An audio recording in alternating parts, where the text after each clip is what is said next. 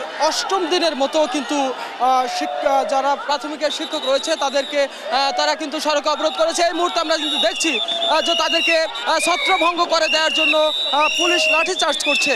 আপনি জানেন যে আসলে তাদের দাবি ছিল যে তাদেরকে যে 6531 জন শিক্ষককে এই সরকার সুপারিশ করেছিল তারা যাতে করে প্রাথমিকে তারা তাদের নিয়োগের জন্য সুপারিশ করা হয়েছিল, তার থেকে আমরা দেখেছি যে কিছুদিন আগে অর্থাৎ আজ থেকে 7-8 দিন আগে কিন্তু উচ্চ আদালত তাদেরকে এই নিয়োগকে এবং এই সুপারিশকে তাদেরকে বাতিল করেছে।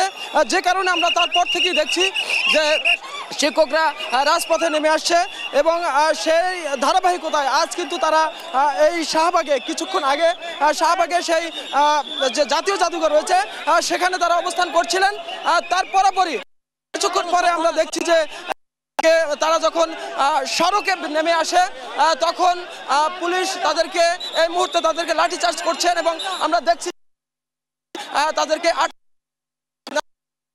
একটা কিন্তু একটা ছিল এখানে করে রেখেছিলেন এবং তারা তাদের যে চাকরি তাদের নিয়োগপত্র পাওয়ার জন্য তারা কিন্তু আন্দোলন এবং স্লোগান দিয়ে আসছিলেন। তারা বলছিলেন যে আসলে তাদের এই আন্দোলন তারা চলমান রাখবে যতক্ষণ পর্যন্ত না তাদেরকে নিয়োগপত্র দেয়া না হয়, ততক্ষণ পর্যন্ত তারা সড়কে থাকবেন। আমরা দেখেছি যে সকাল থেকে অনেকটা শান্তিপূর্ণ, যখন তারা মূল চলে আসে তখন কিন্তু আমরা দেখছি যে যান চলাচল বন্ধ হয়ে যায়। তারপরে আমরা দেখছি যে আসলে আইন শৃঙ্খলা রক্ষাকারী বাহিনীও ব্যাপক অবস্থান নেন। এই মুহূর্তে আপনারা দেখছেন যে আসলে তাদেরকে করে জল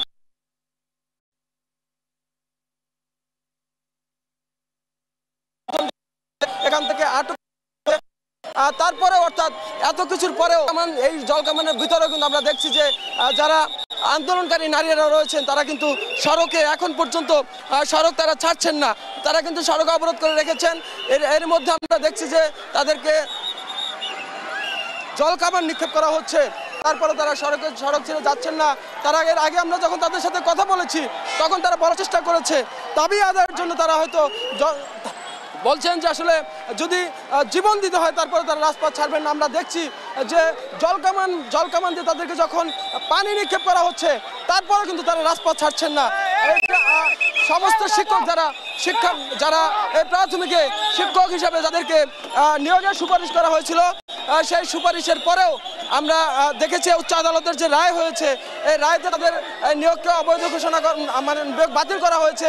এই বাতিল করার পরে তারা যখন রাজপথে নামে তারপরেই আমরা দেখছি যে প্রতিনিয়ত এর আগেও তারা সচিবালয় ঘেরাও অর্থাৎ সচিবালয়ের সামনে যাওয়ার চেষ্টা করেছে, সেখানেও তাদেরকে ছত্রবন্ধ করে দেওয়া হয়েছিল এর আগেও।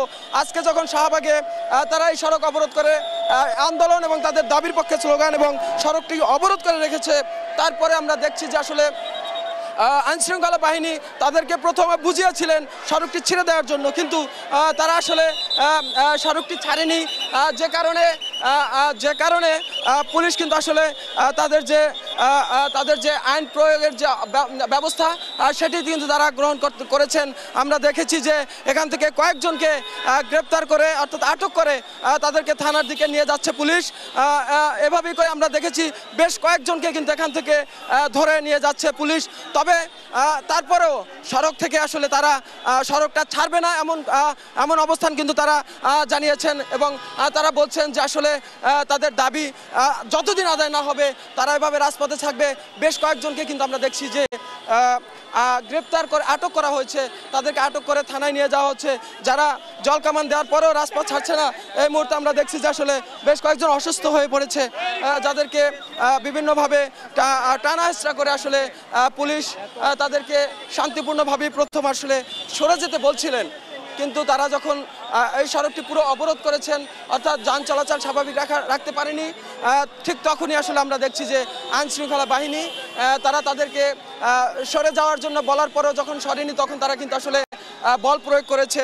লাঠিচার্জের এক পর্যায়ে তারা জলকামান নিক্ষেপ করার পরেও কিন্তু আসলে তারা সড়ক ছাড়েনি। আমরা দেখেছিলাম যে তারপরে নারী পুলিশ সদস্যরা কিন্তু নারী যে এখানে শিক্ষক যারা রয়েছে তাদেরকে কিন্তু টেনে হিসড়ে অর্থাৎ থানার দিকে অর্থাৎ যে শাহবাগ থানা আছে সেখানে তাদেরকে নেওয়ার চেষ্টা করছেন, কিন্তু তারপরেও আমরা দেখছি যে এখন পর্যন্ত একদিকে যখন পুলিশ তাদেরকে সরিয়ে দেওয়ার চেষ্টা করছে, অন্যদিকে আবার আমরা দেখছি যে আবারও তারা সড়কে চেপে বসেছেন। এই মুহূর্তে দেখছেন যে আসলে একজন শিক্ষক যিনি প্রাথমিকে সহকারী শিক্ষক হিসেবে সুপারিশ প্রাপ্ত হয়েছিলেন, কিন্তু তার সেই নিয়োগটি বাতিল হয়েছে। তাকে কিন্তু আসলে এই মুহূর্তে তাকে অসুস্থ হয়ে যাওয়ায় তাকে রিকশায় করে তাকে হাসপাতালে নিয়ে যাওয়া হচ্ছে। এইভাবে করে আমরা বেশ কয়েকজনকে আমরা দেখেছি যে এর আগেও পুলিশ বেশ কয়েকজন শিক্ষককে কিন্তু তারা আটক করেছে। এখন পর্যন্ত আসলে এই জলকামান এবং এই যে লাঠিচার্জ সব কিছু উপেক্ষা করে এখন পর্যন্ত আমরা দেখছি যে যারা নারী শিক্ষক রয়েছে তারা কিন্তু এখনও সড়ক ছাড়ছে না।